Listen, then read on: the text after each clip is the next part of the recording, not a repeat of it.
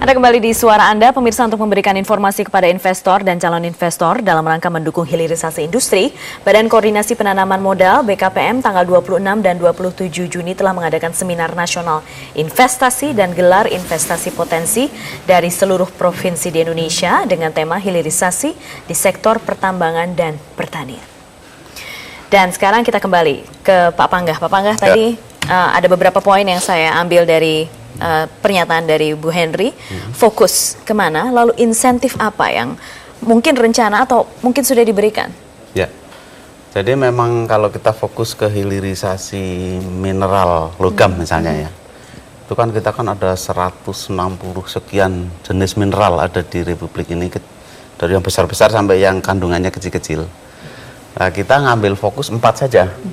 Nah, itu pertama adalah yang terkait dengan hilirisasi mineral biji besi ya untuk industri logam. Yang kedua, hilirisasi yang terkait dengan pengolahan boksit yang menjadi industri aluminium dan turunannya. Yang ketiga adalah pengolahan mineral nikel. Ya, ini menjadi stainless steel dan sebagainya untuk mendukung industri baja juga. Yang keempat adalah industri berbasis tembaga. Nah, ini nanti juga jadi kabel dan sebagainya ya, barang-barang tembaga. Kita 4 aja dalam ini, jadi nggak banyak-banyak ambil, tapi ini kita anggap sebagai yang logam terpenting, yang berbasis pada 4 mineral logam ini. Ini nah, untuk yang logam ya? 4 untuk yang logam ya, kita bicara logam ya. Nah, apa insentif yang diberikan? Jadi kita ada di hulu itu disinsentif, ke hilir itu insentif. Disinsentifnya itu kita melarang ekspor bahan-bahan mentah. Nanti 2014 ya, berdasarkan Undang-Undang Minerba itu dilarang sama sekali. Nah, untuk menghadapi berlakunya pelarangan itu ya, pemerintah sudah mencegah supaya ini tidak dieksploit banyak-banyak dalam periode yang sangat singkat ini. Sehingga juga diterapkan apa yang disebut dengan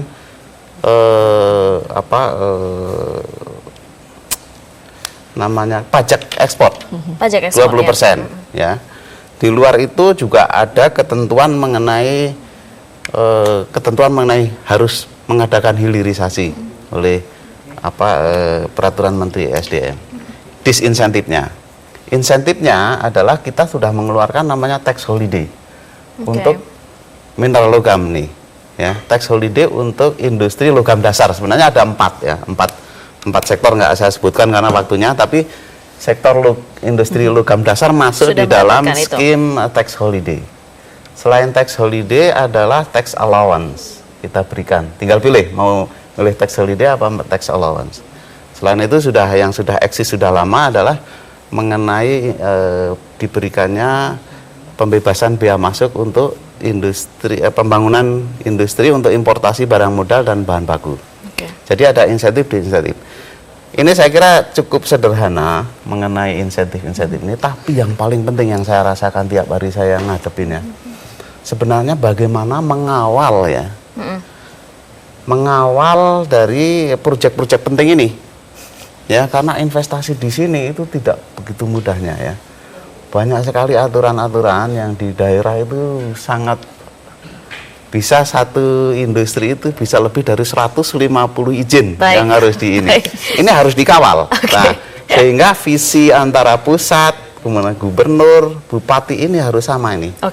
Di pusat sendiri antar kementerian juga saya usahakan untuk ada satu visi yang sama, sehingga kita sedang menyusun satu namanya roadmap ya, yang sangat detail, ya, sangat detail. Apa saja yang menjadi seperti Ibu tadi sampaikan, apa saja sebenarnya yang akan kita dorong? Iya, Bu Henry, regulasi. Tadi sudah disampaikan beberapa di antara yang pencegahan, pengiriman bahan mentah keluar, segala macam. Sudah efektifkah semua regulasi yang dirancang oleh pemerintah ini berjalan? Kalau kita melihat sekarang ini, para pemain di sektor hulu itu kan masih menunggu-nunggu ya. Artinya kan gini, ini harus ada kebijakan transisi, harus ada regulasi transisi gitu. Jadi kalau misalnya tadi disampaikan bahwa ini disinsentif sudah diberikan, yakni pelarangan. Insentifnya apa? Tadi dari banyak yang dijelaskan itu lebih pada tax saja. Ya, padahal kita tahu bahwa mereka berinvestasi besar, investor ini membutuhkan kejelasan insentif apa saja. Misalnya kalau kita melihat di dalam RUU Perindustrian, ya, di situ kan tidak ada kejelasan terus dukungan terhadap energinya seperti apa gitu. Ya, support dari Kementerian ESDM atau dari pemerintah ya, kita nggak bisa ngomong kementerian, tetapi apa yang bisa menjamin bahwa ini industri untuk hilirisasi itu perlu energi, energinya mau diambilkan dari mana gitu. Ini kan harus ada kejelasan itu karena tax holiday itu menurut saya sekarang semua negara itu sudah memberikan tax holiday. Dan itu sudah bukan lagi insentif yang menarik bagi investor, tetapi kejelasan tadi energi, kemudian pembiayaan seperti apa, kemudian membuat pembiayaan, kemudian kejelasan dari regulasi di daerah, ya, pusat dan daerah. Jadi saya rasa kalau tadi ditanyakan regulasi apa yang kurang, menurut saya insentif tadi masih kalau yang ditawarkan kepada investor itu lebih banyak pada tax, ya. Insentif tax saya rasa masih kurang Pak, karena mereka jauh lebih menginginkan bahwa mereka ingin membangun di sini investasi dan besar, dan kita berharap mereka tidak akan relokasi kan, kemudian akan beranak pinak di sini untuk industri hilirnya. Nah ini yang harus difikirkan agar insentif tadi jauh lebih menarik dari negara-negara lain. Gitu. Baik, tentunya juga selain itu tadi antara pusat, daerah, kementerian satu, kementerian lain harus ada benang merah yang sama-sama.